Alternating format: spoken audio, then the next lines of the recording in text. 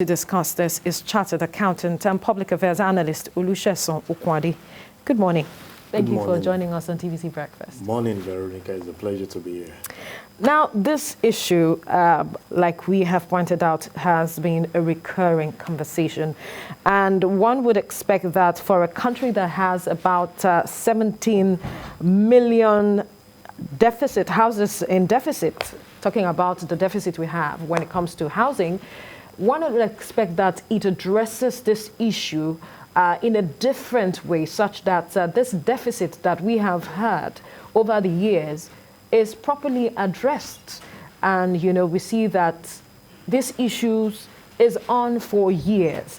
When you look at how we have been handling housing as a country, so much so that we have spent 250 billion in budgetary terms, talking about budgetary allocation in the past 6 years. Not much has been seen in terms of results, especially when we talk about having a deficit of 17 million. If you look at the Abraham Maslow law, the expectation, the basic need of every individual is the psychological need and the social and the safety need. And this entails food, shelter.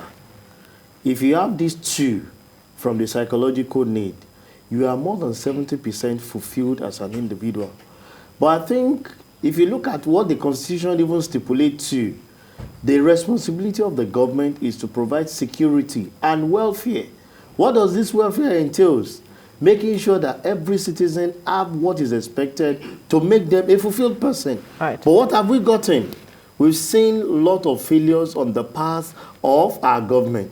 And you've seen individuals, private developers go into this business. But what have they gotten? Because of the rate at which the cost of raw materials have skyrocketed, majority of them cannot break even. We've had challenges where governors provide housing and does not get even to the basic people that this housing are provided for. We've seen instances where civil servants take possession of some of these things to sell at a very high rate.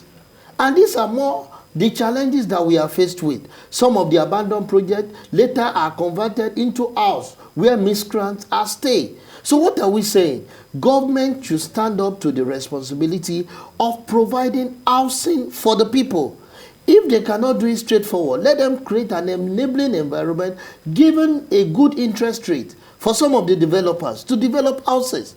If you have a very comfortable house, even with whatever you have, you'll be able to. Those abandoned houses, there should be a rule or a law governing them in such a way that some of the developers can go ahead, develop these houses, and let people pay mortgages. It's just here that we'll struggle to build house, to do some of these things. In developed clients, what do? These things are there. All you need to do is get into mortgage, pay a certain equity, and spread the rest for 20, 30 years for you to be able to have an housing for yourself. But there is serious deficit despite we making provision every year. We've heard that the budget that we get every year, maybe we do like 55-60%. So if we've had over 250 billion in the last 6 years, and we are not having value for it, is to tell you that there is a gap. Accountability. How have you been able to monitor that certain disbursement for housing development is being followed to letter? And if some of these things are built, are the masses that the essence of this building are made for, are they getting it? If some of these things are not made, I'm telling you, there are going to be problems. This is security itself. Lack of provision of housing is insecurity on its own. Because when people does not have an affordable housing for themselves, the next thing is to look for hideouts. And those are areas where the miscreants are staying. It is not the pleasure of anyone to start the building of his house and just abandon it. Why would you want to go into an abandoned project? But come to think about it, as at the time you're starting the project, maybe the cement is about 1,700. Now it's over 3,000. And your salary is not being increased. Some are reduced. So how do you want to continue with the development of such thing?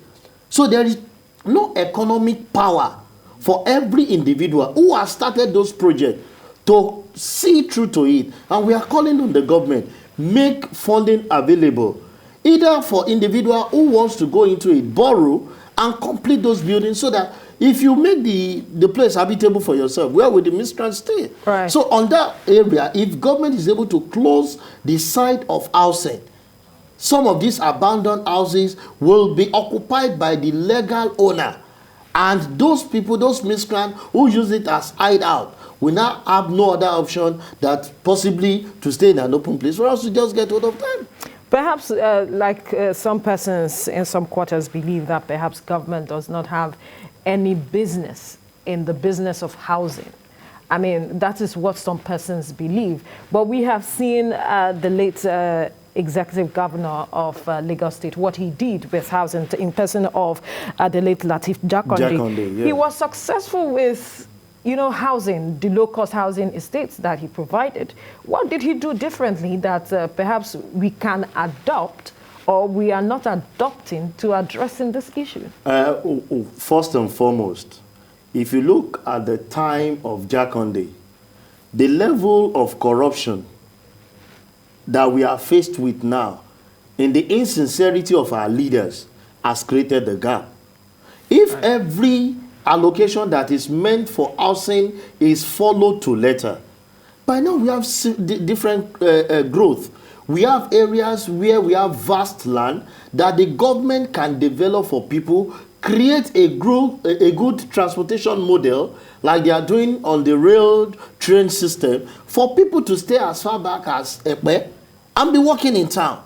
Because you'll be guaranteed that, okay, there's a train to move you from this location to the other. But because our transportation system has failed, wherever you go and develop housing for yourself, it's hell. It's hell. Because, take for example, people that stay in the suburb like Ikorodu, it takes them hours before they can access the town. Because there's no good transportation system. And everybody is developing these things by themselves. But we are not even getting encouragement from the government, considering the fact that the purchasing power of everyone keeps reducing every day. And there is no how that will continue, that we will now have more of abandoned projects. So we want to encourage the government, create an enabling environment for the developers, monitor them. There was a law by the Lagos State government on tenancy, which worked and say you cannot pay more than 1 year, you cannot do this. Create the same thing in the aspect of housing in such a way that you give encouragement to every individual who wants to develop, either individually or as a corporate entity, by giving them good interest rates. If you provide housing for all, I'm telling you, life will be more meaningful because you have a place where you need to put your head after your daily work rather than just starting, and because of the low purchasing power, you cannot do anything. But on the part of these developers, or let me call them the private sector, how are they engaging government to say that let's come to an agreement? Let's see what we can do that will benefit both of us? Several of this has been done. But it's not only in housing. In every arm of our government, they have not been responding. In fact, I always say they are not people-oriented. They are not people-centric in such a way that the art of the masses is not in their art. If it is, some of these developers have, you see, there is hostile business in the country. You don't have good access to good interest rate when you are borrowing from the bank, even to develop such thing. The price of material keeps going up every day because most of the things are, even in the end, they are being monopolized. Right. They are being monopolized. And when you monopolize things, the price of cement, as when we started those days, was about 1,500. It moves and it's over 3,000.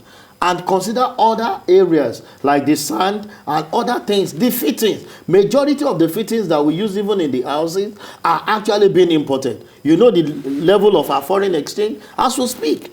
It has gone up and things are going up daily by daily by daily. So someone who started the project with the intention of filling within 6-7 years based on some of the things will be forced to abandon because the cost of getting some of those material are huge. So government should come in place, intervene by creating an enabling environment for the developer in such a way to have access to good funds to develop some of these things. They can take it over from them and say, okay, we'll complete it and pay this, you complete it for over a specific period of time. Because of the attendant effect that could come up, especially when we look at security matters. But we must thank you, Chartered Accountant and Public Affairs Analyst, Olusegun Okwade, for your time on the program. It's a pleasure to be here.